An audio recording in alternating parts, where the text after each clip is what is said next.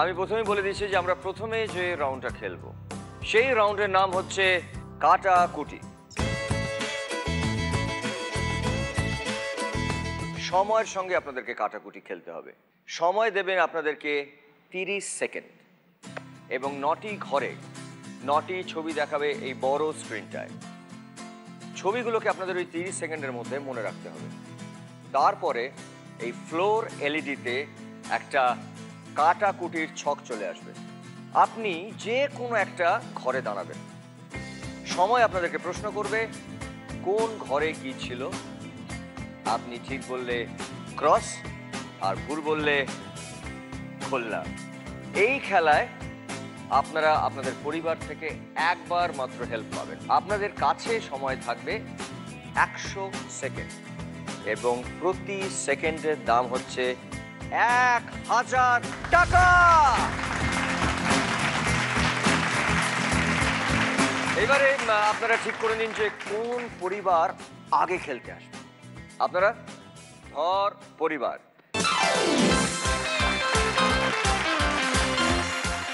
আপনার হাজব্যান্ড বললেন যে আপনি এসে খেলবেন আমাদের সঙ্গে এই কাটাকুটি খেলাটা।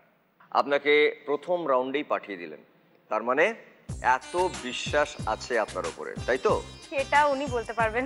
আপনি একটু বলুন দাদা, মানে আপনি পাঠিয়ে দিলেন আপনার। অবশ্যই কনফিডেন্ট আমি হ্যাঁ যে ও এটা পারবে, এই রাউন্ডটা ও জিততে পারবে। আচ্ছা, আপনি কি করেন? আমি পেশায় ইন্টেরিয়র ডিজাইনার। ওকে, গুড। আর পাপড়িদি আপনি? আমি প্রাইমারি টিচার। তো এই জন্যে আমার মনে হচ্ছে দাদা মনে করেছেন যে আপনার স্মৃতিশক্তি খুব স্ট্রং। হতে পারে। কতদিন আপনার বিয়ে হয়েছে? আমার বিয়ে হয়েছে 11 বছর। আচ্ছা, বিয়েটা কিভাবে হয়েছিল? Love marriage. লাভটা কোত্থেকে শুরু হলো? মানে জলের উপর পানি।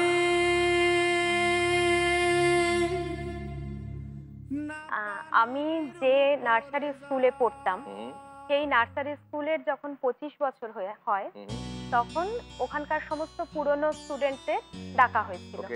তো তখন আমার সাথেও যোগাযোগ করা হয়। আর ওই স্কুলটা অ্যাকচুয়ালি একটা প্রাইভেট স্কুল।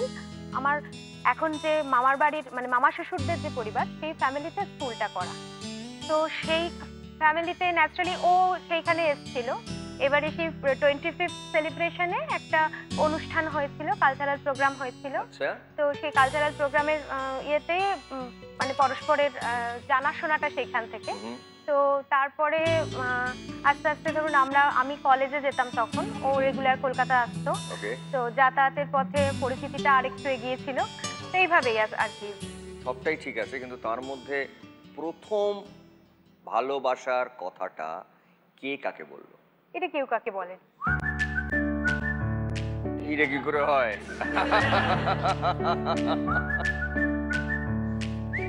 কে প্রথম কাছে এসে এরকম ধরনের একটা কোনো ঘটনা নিশ্চয়ই তো হবে। ঘটনা বলতে অ্যাকচুয়ালি ও আমাকে বলেছিল, জিজ্ঞাসা করেছিল যে যেটা হতে যাচ্ছে সেটা ঠিকঠাক হতে যাচ্ছে কিনা। মানে অ্যাজ ইফ ও ফিল করেছিল যে রিলেশনটা একটা বন্ধুত্ব ছেড়ে একটু তার চেয়ে বেশি কিছুর দিকে গড়াচ্ছে। আমিও সেটা ফিল করেছিলাম। সেখানে ও জিজ্ঞেস করেছিল যে যেটা হতে যাচ্ছে সেটা ঠিক হচ্ছে কিনা। আমি বলেছিলাম ঠিক আছে, হতে দাও। আচ্ছা আচ্ছা আচ্ছা, ভেরি গুড। আচ্ছা, আপনি যে এত স্পষ্ট কথা বলেন, এমন কি কোনো কথা আছে যেটা খুব স্পষ্টভাবে আপনি চেয়েছেন বলতে, কিন্তু হয়তো কোনো কারণে খুব স্পষ্টভাবে আপনার স্বামীকে সেই কথাটা বলে উঠতে পারেননি?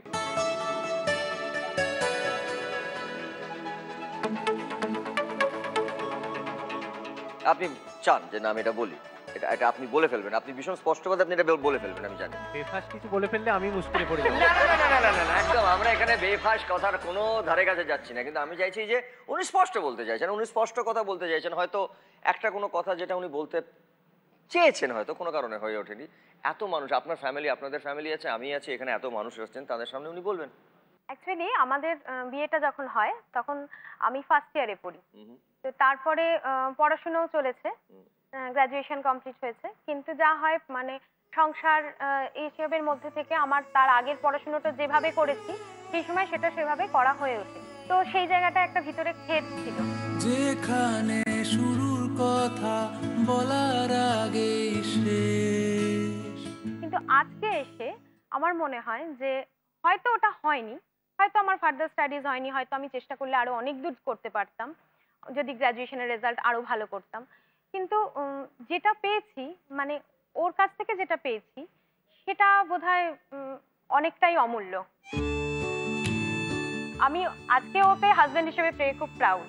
অ্যাটলিস্ট ওর কাছে কিন্তু খুব বেশি প্রকাশ নেই, মানে ও কিন্তু ওইভাবে কোনো উচ্ছ্বাস নেই, কিন্তু ভালোবাসতে জানে। আর ওর উপর ভীষণভাবে ডিপেন্ড করা যায়, ও ভীষণ কনফিডেন্ট এবং ওর উপর ভীষণভাবে ডিপেন্ড করা যায়। যেটুকু রোদ ছিল লুকোনো মেঘ দিয়ে বুনি তোমার সালে ভালোবাসা আমার আঙুল হাতে কাঁথি তুমি লেগে আছো আমার আঙুল হাতে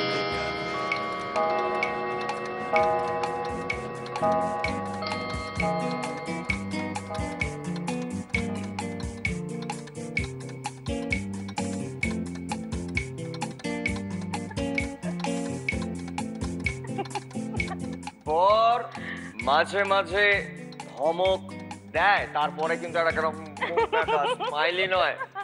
হ্যাঁ, ধমক খেলে কারোর মুখে স্মাইলি থাকে না। হ্যাঁ, এবারে বলুন, এটা কিন্তু আমি কিছু জানি না, সময় বলছে। ব্যাপারটা হচ্ছে, ওই তো বললাম, ও ভীষণ পারফেকশন পছন্দ করে সবকিছুতে।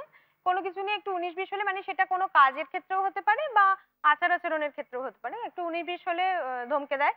আর ও মানে ইনস্ট্যান্ট রিঅ্যাক্ট করে। কেমন ভাবে ধমকায়? এরকম ভাবেই ধমকায়। না, একটু একটু একটু একটু বলুন কিভাবে ধমকায়। মানে একদম ধরুন আমি একদম সবাই সাথে কথাবার্তা হচ্ছে, সেখানে হয়তো আমি একটু বেশি বলে ফেললাম, মানে আমার হয়তো অতটা বলা উচিত ছিল না। তুমি থামো, তোমাকে এখন এখানে কথা বলতে হবে না। এটা এটা কি বলছে? হ্যাঁ, আমি ধমকাই, কিন্তু ওরম বিচ্ছিরি মুখ করে নয়। আচ্ছা আচ্ছা আচ্ছা। ধমক, ঝগড়াঝাটি, এটাই কিন্তু ভালোবাসার একটা বড় প্রকাশ। এটা না থাকলে তো আপনি বুঝবেনই না কি করে ভালোবাসে। কিন্তু সেই ঝগড়াটা, আমি একটু দাদাকে ডাকছি এখানে, কিভাবে আপনারা দুজনে ঝগড়াটা করেন একটু আমাদেরকে অ্যাক্টিং করে দেখান আপাতত।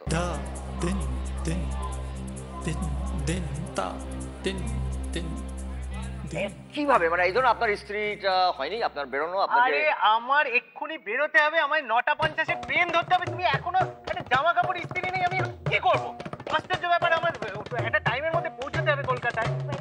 না না, এত ব্যস্ত হওয়ার দরকার নেই, ইস্ত্রি করতে 5 মিনিট টাইম লাগে, আমি এক্ষুনি ইস্ত্রিটা করব। 5 মিনিট? এখন যদি লোডশেডিং হয়ে যায়, তুমি ইস্ত্রিটা করতে পারবে? তারপর আমি তখন কিভাবে বেরোবো? ওই কুচকানো জামা প্যান্ট পরে আমি বেরোবো? এই সেন্সটুকু আসে না। ঝগড়াঝাটি আড্ডা হবে খুব জমাটি বিনা ঘুরি পিছল সরে দেখতে চাই। এত ঝগড়া শুনেছি আমরা, এখন আমরা ভুলে গেছি ঝগড়াটা। ওটা তো এখন জীবনে প্রত্যেক দিনের একটা অঙ্গ হয়ে গেছে আমাদের, মানে এটা হয় প্রত্যেক স্বামী স্ত্রীর মধ্যে হবে। কিন্তু প্রথম দিন যখন আপনাকে বাড়িতে আপনি পৌঁছে দিতে যাচ্ছিলেন, তখন আপনাদের দেখা ঠাকা হলে কি বলতেন? ওই প্রসঙ্গে একটা ছোট্ট ঘটনা বলি। নিশ্চয়ই। একদিন রিহার্সাল থেকে আমরা ওই রকম যাচ্ছি, মানে ওটা দুটোই হতো, পৌঁছে দেওয়া হতো, তার সাথে নিজেদের মধ্যে একটু আদান প্রদান ভাবেন এবং কথাবার্তার আদান প্রদান হতো। তো একদিন ওরকম যাচ্ছি, খুব বৃষ্টি নেমে গেছে, যাতায়াতের পথেই একটা বাড়ির মানে উঠোনের মধ্যেই ঢুকে দাঁড়িয়ে আছি আমরা। এবার অনেক রাত্রি হয়ে গেছে, চিন্তা করছি যে ওর বাড়িতে তো রেগে যাবেই, এবং সেই সময় দেখি আমার শ্বশুর মশাই যিনি ওখানে উপস্থিত, উনি একটা সাইকেলে করে ছাতা মাথায় মেয়েকে খুঁজতে বেরিয়েছে। চোখের সামনে দিয়ে দেখতে পাচ্ছি তিনি চলে যাচ্ছেন, উনিও দেখতে পাচ্ছেন, ও দেখতে পাচ্ছে, কিন্তু ডাকার সাহস কেউ দুজনের করিনি। উনি ওনার মতো সামনে দিয়ে বেরিয়ে গেলেন, আমরা তারপরেই উল্টো দিকের রাস্তা দিয়ে সোজা বাড়ি। দুই বেয়াই বসে আছেন ওখানে পাশাপাশি, তাই তো? হ্যাঁ, বাহ। এইটা তো চলে গেলেন আপনার শ্বশুর মশাই, হ্যাঁ চলে গেলেন। তারপরে যে একটু ভেজা, একটু বৃষ্টি, একটু সন্ধে নেমে গেছে, তারপরে আপনি বাড়ির বৃষ্টিটা থেমে গেছে, সেখানে একটু ঝিঝি পোকা ডাকছে, সেখানে আপনি আপনার স্ত্রীকে, মানে তখনও স্ত্রী হয়নি, মানে আপনি ভাবছেন হবেন, তাকে বাড়িতে পৌঁছানোর আগে কি বলেছিলেন? পথ বেঁধে দিল গন্ধনহীন গ্রন্থি, আমরা দুজন চলতি হাওয়ার পন্থী, রঙিন নিমেষে ধুলার দুলাল, পরাণে ছড়ায় আবির গুলাল, ওড়না ওড়ায় বর্ষার মেঘে দিগঙ্গনার নৃত্য, হঠাৎ আলোর ঝলকানি লেগে ঝলমল করে চিত্ত, এটাই বোধহয় বলেছিলাম। শেষের কবিতা।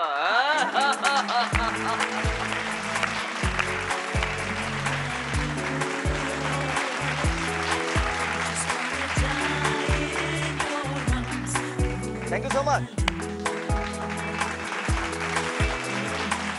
খেলাটা মনে আছে? আমরা আসলে তো চলে গেছিলাম একটা অন্য সময়, একেবারে 11 বছর আগে চলে গেছিলাম, তাই না? সেখান থেকে ফিরে আসি, আমাদের খেলা শুরু। আমরা ছবিগুলো দেখে নিই। নাম্বার 1 কোণারকের রথের চাকা, নাম্বার 2 ঘড়ি, 3 অ্যাপল, 4 বাস, 5 বেঞ্চ, 6 কলম, 7 কেটলি, 8 হচ্ছে শাড়ি, 9 হাঁস। মনে করে দিন, 30 সেকেন্ড টাইম আছে, আপনারাও দেখে নিন।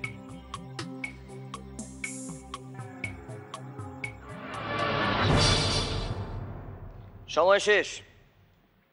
এইবারে আপনাকে ছকে আসতে হবে, আপনি মনে করে খেলাটা শুরু করুন।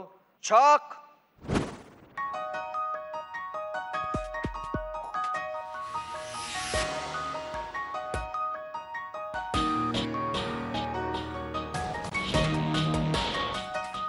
আপনার সময় শুরু হচ্ছে এখন। 5 কি ছিল? 5 নম্বরে কি ছিল? হ্যাঁ, বেঞ্চ। বেঞ্চ দেখে নি একবার। Yes, bench. পরেরটা চলে যান। 7 কি ছিল? 7 কি ছিল? সময় কমে যাচ্ছে। 7 কি ছিল? ভেবে বলুন। হেল্পলাইন চাইলে আপনার ফ্যামিলি কাউকে জিজ্ঞেস করতে পারেন, একটাই সুযোগ।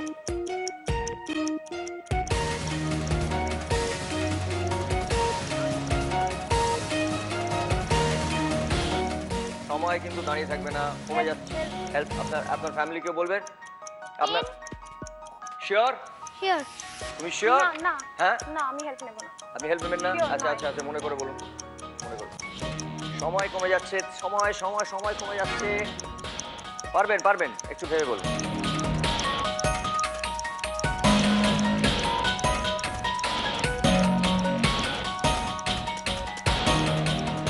একটা যা হোক মনে আসছে আপনি বলুন না। আপনি যা তাড়াতাড়ি যা খুশি বলুন।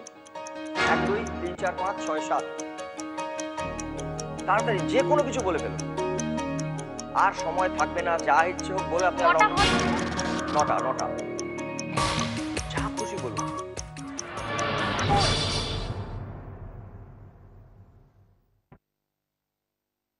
একশো সেকেন্ড শেষ। আমি ওই জন্য বলেছিলাম যা হোক কিছু বলে আপনি অন্য একটা ঘরে চলে যেতে পারতেন।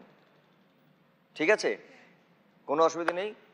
আমাদের খেলা এখন সবে শুরু হয়েছে, এরপরে অনেক খেলা আছে। Thank you so much. আপনি গিয়ে বসুন।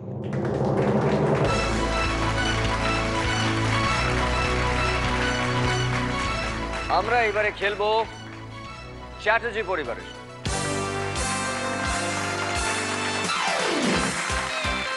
আপনার নামটা? সুমন্ত চ্যাটার্জি। ওকে, তো আপনি জানেন নিয়মটা। হাতে আপনার 30 সেকেন্ড সময় থাকবে এবং এই বড় জায়ান্ট স্ক্রিনটাতে 9টা ছবি আসবে, আপনাকে মনে রাখতে হবে, তারপর আপনাকে খেলাটা শুরু করতে হবে। তাহলে আমি 30 সেকেন্ড সময় আছে, আমরা শুরু করি। আমরা দেখবো ছবিগুলো। 1 বেল্ট, 2 চা, 3 চড়াই পাখি, 4 টেডি বিয়ার, 5 চিনে বাদাম, 6 ডাব, 7 তাজমহল, 8 একতারা, আর 9 কচ্ছপ।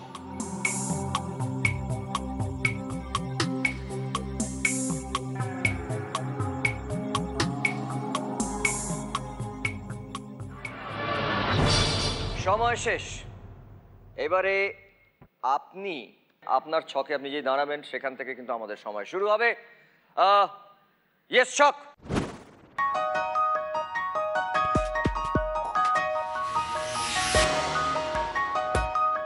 সময় শুরু এখন। 6 কি ছিল? 6 নম্বর ঘরে কি ছিল? ডাব। দেখে নেব একবার। দেখে নি। ইয়েস ডান। পরে ঘরে চলে যান। সময় নষ্ট করবেন না। ইয়েস। কি ছিল 3-এ? 3-এ কি ছিল? খুব ভালো, মনে করে বলুন 3-এ কি ছিল? পাখি। পাখি, ঠিক? দেখে নেব। শিওর? ইয়েস, পাখি। তাড়াতাড়ি পরের ঘরে। 3টে পরপর ক্রস হলে জিতে যাবেন। 8, 8-এ কি ছিল? খুব ভালো, সময় বেরিয়ে যাচ্ছে, খুব ভালো জায়গায় দাঁড়িয়ে আছেন। কচ্ছপ। দেখবো। 8, হ্যাঁ। পরে ঘরে চলে যেতে পারেন, এখনো সময় আছে আপনার হাতে। আপনার সময় আছে হাতে 5-5-5-এ কিছু। হ্যাঁ, হেল্প নেবেন?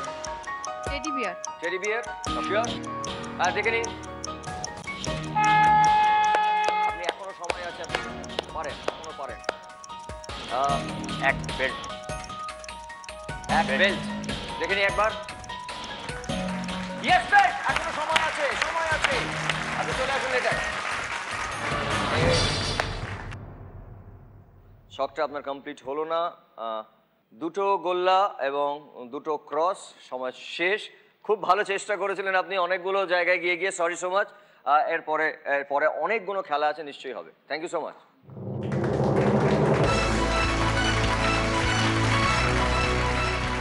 যারা বাড়িতে বসেই অনুষ্ঠানটা দেখছেন তাদের জন্যও থাকবে একটা পুরস্কার, এবং সেই পুরস্কারটা পেতে হলে এই অনুষ্ঠানটা আপনারা দেখুন এবং একটা প্রশ্নের উত্তর দিন, যে প্রশ্নটা আমরা এই পর্বেতেই আপনাদেরকে করব। এবং ঠিক সময় মতন যদি আপনারা SMS পাঠান, সবচেয়ে আগে যিনি SMS পাঠাবেন তিনি এবং তার পরিবার এই জি বাংলার তরফ থেকে পাবে 10,000 টাকা।